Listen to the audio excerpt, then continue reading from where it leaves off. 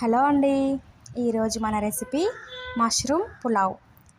Same రెస్టారెంట్లో తింటే ఎలాంటి ఫీలింగ్ వస్తుందో అలాంటి ఫీలే ఇస్తుందండి. నేను చెప్పిన విధంగా ట్రై చేయండి. టేస్ట్ అయితే చాలా బాగుంటుంది. ముందుగా ప్రాసెస్లోకి వెళ్తే కొత్తిమీర పుదీనాని నీట్గా వాష్ చేసి సన్నగా తరిగి పక్కన పెట్టుకుందాము. ఇప్పుడు మిక్సీ జార్ తీసుకొని కొంచెం కొత్తిమీరని అలాగే కొంచెం పుదీనాని తీసుకొని మిక్సీ జార్లో వేయాలి. ఇప్పుడు కొంచెం అల్లం ముక్కలు అలాగే వెల్లుల్లి, పచ్చిమిర్చి మీరు కారాన్ని బట్టి పచ్చిమిర్చి వేసుకోండి. కారం ఎక్కువ తినే వాళ్ళైతే కొంచెం ఎక్కువ మిర్చియే వేయండి. ఇప్పుడు కొబ్బరి ముక్కలు ఇవి వేస్తే టేస్ట్ కొంచెం బాగుంటుంది. అలాగే కొంచెం మిరియాలు ఒక 10 నుంచి 15 వరకు తీసుకోండి. ఇవన్నీ వేసి బాగా మెత్తగా పేస్ట్ లాగా అయితే పట్టేసుకుందాము. ఈ విధంగా మెత్తగా అయితే పేస్ట్ లాగా రెడీ అవ్వాలి. ఈ మసాలాను తీసి పక్కన పెట్టుకొని టమాటోలు, ఉల్లిపాయ అయితే కట్ చేసుకుందాము. ఒక మీడియం సైజ్ ఉల్లిపాయను తీసుకున్నాను.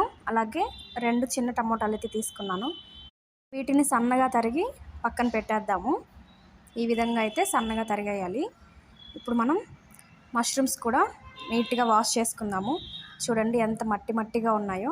అవి నీట్గా వాష్ చేసుకొని 2 ముక్కలుగా కట్ చేసి పెట్టేద్దాము.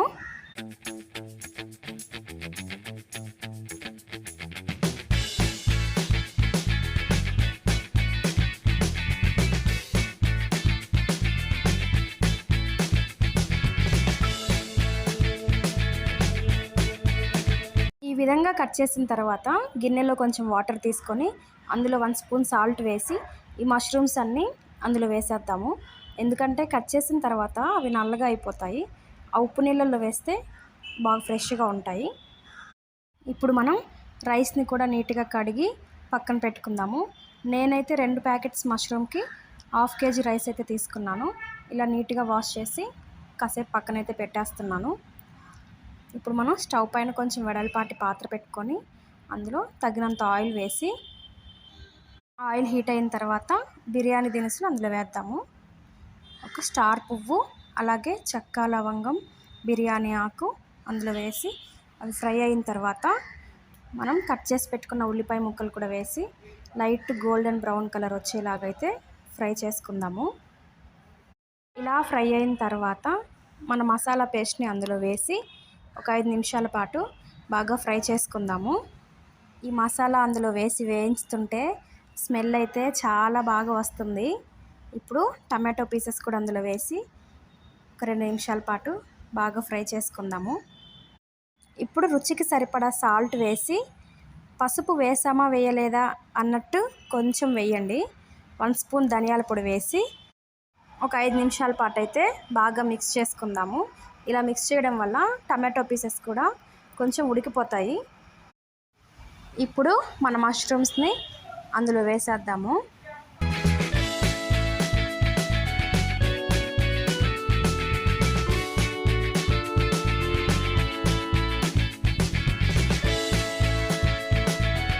ఇలా మష్రూమ్స్ అన్నీ వేసిన తర్వాత ఒక 5 నిమిషాల పాటు అయితే బాగా మిక్స్ చేసుకుందాము. ఎందుకంటే మసాలా అంతా మష్రూమ్స్కి బాగా పడుతుంది. ఇప్పుడు కొంచెం పెరుగు కూడా కలుపుదాము. పెరుగు వేయడం వల్ల బిర్యానీకి టేస్ట్ వస్తుంది. అందుకే ఏ బిర్యానీలో అయినా సరే పెరుగు వేస్తుంటారు. ఈ విధంగా మిక్స్ చేసుకొని కొంచెం నిమ్మరసం అయితే అందులో వేద్దాము. నేనైతే 1/2 దెబ్బ కూడా వేయలేదు. కొద్దిగా వేసానంటే వేసానని కొంచెం అయితే వేసాను. ఇలా వేసిన తర్వాత కొంచెం ఉడుకు పట్టనివ్వండి. ఇలా ఉడుకు పట్టిన తర్వాత మనము రైస్కి సరిపడా నీళ్ళు అయితే అందులో వేయాలి. ఇప్పుడు ప్లేట్ అయితే పెట్టేద్దాము. ఇలా ఉడుకు పట్టిన తర్వాత మనం రైస్ కూడా అందులో వేసేద్దాము.